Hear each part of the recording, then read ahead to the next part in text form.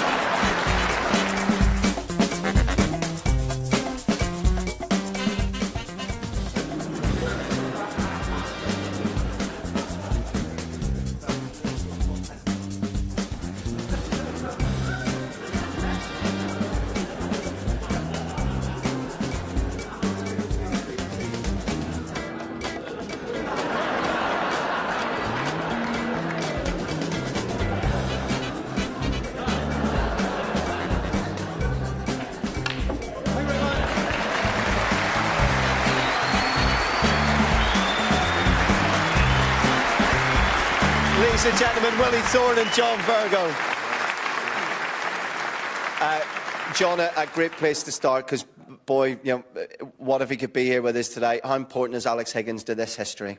Well, I've only ever sat in the arena once to watch a match, and I was sat in the players' balcony over there in the semi-final when he made that amazing clearance against Jimmy, you know, and that says all about the crucible and the magic of Alex Higgins, you know. I really think he added that little bit of stardust to the game, you know. And I was also lucky enough to be in the commentary box when Ronnie made his 147 in 5 minutes 20 seconds. So if only those two memories go out for the rest of my life, that'll be enough. Unbelievable. And Willie, your faces are as familiar now. I mean, as I said, you were household names in our playground. And even today, it says a lot about how we connect to snooker players, that I would say in any British street, Willie, you're as recognisable as David Beckham. That's the problem with... that's the problem being fat and bold, I'm afraid, but there we are. But I just like to remember some of the players that are no longer with us. You've mentioned Alex Higgins there, Eddie Charlton years ago, Werbeneck, and the great Paul Hunter, who would have said he would have won multiple World Championships. I think it's...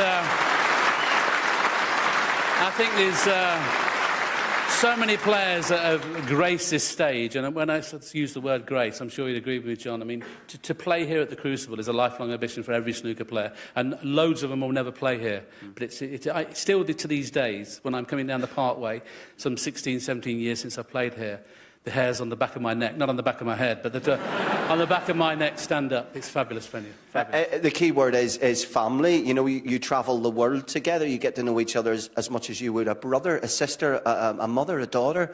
But the laughters and the jokes back then, it must have stopped, John, behind closed doors when you were in opposite dressing rooms. Well, it did, but I think what you got to remember in those early days, there was only 1 or 2 tournaments a year, so basically a lot of time was spent at the bar telling stories, particularly like to John Pullman and Rex Williams and people like that. So there was that camaraderie, there was that bit of fun. Now it's a very serious game, obviously. The more money, the more serious it gets. But in those early days, I always remember coming and sitting with Patsy Fagan, and there was nobody here in the morning session. We'd never had a two-table situation. Now you can't buy a ticket for love nor money, so... It's amazing how this place has just grown and grown in the 40 years. And, yeah, it's just great to be here on the 40th anniversary. Brilliant. Well, thank you so much for having a chat with us, Hazel. We've just got so many superstars to talk to this evening. We sure have.